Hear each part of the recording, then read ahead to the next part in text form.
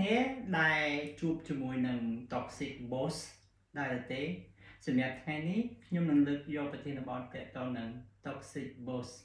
តើ toxic boss នឹងគាត់មានចរិតលក្ខណៈអីខ្លះនិង toxic employee អ្នកទាំងអស់គ្នាហើយអ្នកទាំងអស់គ្នាគិតថារវាង toxic boss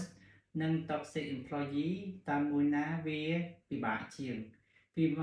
មួយណាវាធ្ងន់ធ្ងរជាងហើយអ្នកគិតថាមួយណាពិបាកធ្វើការជាមួយជាងចឹងថ្ងៃនេះខ្ញុំនឹងលើកយកនៅ experience និងបទពិសោធន៍ខ្ញុំមួយចំនួនដែលធ្លាប់ធ្វើការកន្លងមកជាមួយនឹង toxic boss អ្នកទាំងអស់គ្នាអូយខ្ញុំគិតថាបើមានការខុសឆ្គងចំណុចណាមួយក៏សូមខន្តីអភ័យទោសពីសំណាក់បងប្អូនប្រិយមិត្តទាំងអស់គ្នាសម្រាប់ toxic boss យើងអាចនិយាយថាគឺជាប្រធានដែលមានចរិតលក្ខណៈដូចជា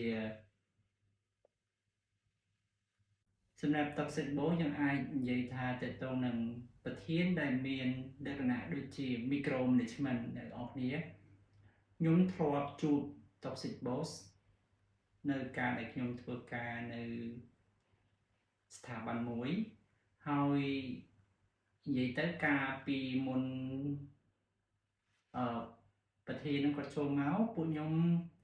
ថាខាងក្រោមគឺធ្វើការជាមួយគ្នាស្រួលទេប៉ុន្តែនៅពេលដែលប្រធាននឹងគាត់ចូលមកធ្វើការពួកខ្ញុំមួយថ្ងៃគិតតែ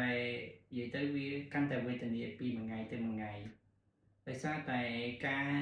អត់ចេះគ្រប់គ្រងរបស់គាត់ណាអ្នកនរគ្នាខ្ញុំចាំបាននៅថ្ងៃមួយដែលខ្ញុំធ្វើការនៅស្ថាប័ននោះអ្នកនរគ្នាខ្ញុំគិតថាខ្ញុំត្រូវបានមេខ្ញុំហ្នឹងគាត់